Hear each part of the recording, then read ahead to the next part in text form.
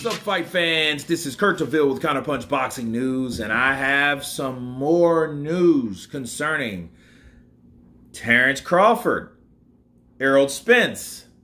Get this, big news. Looks like Spence and Crawford is finally happening July 22nd. Who you got? And let me counterpunch. Listen. First of all, July 22nd will be a day, that's my mother's birthday, July 22nd.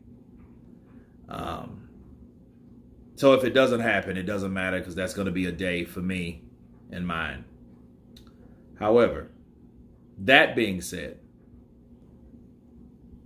Crawford and Errol Spence, Crawford and Spence happening now. I give this, I mean, I don't really have too much. Like, if I knew it was going to happen, if I see face-offs, if I see weigh-ins, if I see contracts, if I see people confirming, if I see Instagram reports, if I see another damn, oh, well, no, it's not happening. We're still working hard. We're still optimistic. Look, I'm only reporting this because this is what's happening. All right? Crawford is still in good shape. Crawford is a guy that I think that's going to fight for a few more years. I think he's going to, dominate at 147 or whatever he can do there. Go to 154, do whatever he's going to do there, and then call it a night. Errol Spence may be the best at that weight class because he may be the resistance at that weight class. But I think you need Errol Spence to glorify, to express and amplify the talent of Terence Crawford. See, you're only good as the people that you fight. Again, if it happens, we don't know if it happens or not. We just hear it's happening. But how many times have we heard that shit? It's like little boy cried wolf. And each time it's like, okay, all right, it's not happening.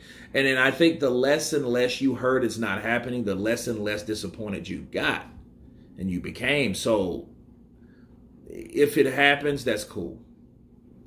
But it's almost like, please don't get my hopes up. You know what I mean? Because it's like, okay, it's happening.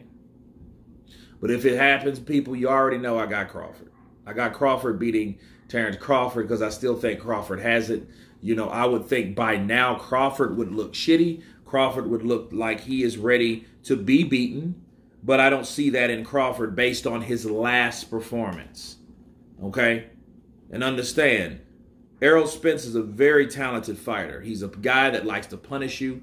He's a guy that loves to work the body. I love to see him work. I love to see him fight. He's a tough kid, but I've seen in his last fight with Ugas is that, yeah, he can be hurt just like the rest of them. You know what I mean? And something might have cracked that night that showed us like, oh, shit, Errol Spence has vulnerability because maybe his durability is gone. Maybe his punch resistance is not where it used to be when 4 or 5 fucking years ago, especially before that wreck.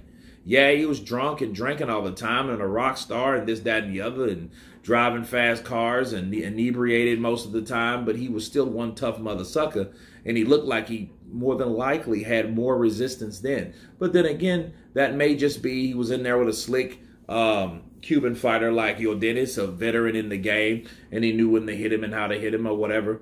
You know what I mean? And he's never fought him before, so that might have been something else. However, someone like Terence Crawford catches you with shots you don't see, he will put you out and down. So if Errol Spence can go down, he can put you down. Now, the question is, can Errol Spence do that to him? I'm not sure. But guess what? I'm not going to go too far on these guys. You know why? Because this is just news that we've heard again and again and again. Let's hope it's true for my mom's birthday, July 22nd. Of course, please subscribe. And you guys been Counterpunch. Peace!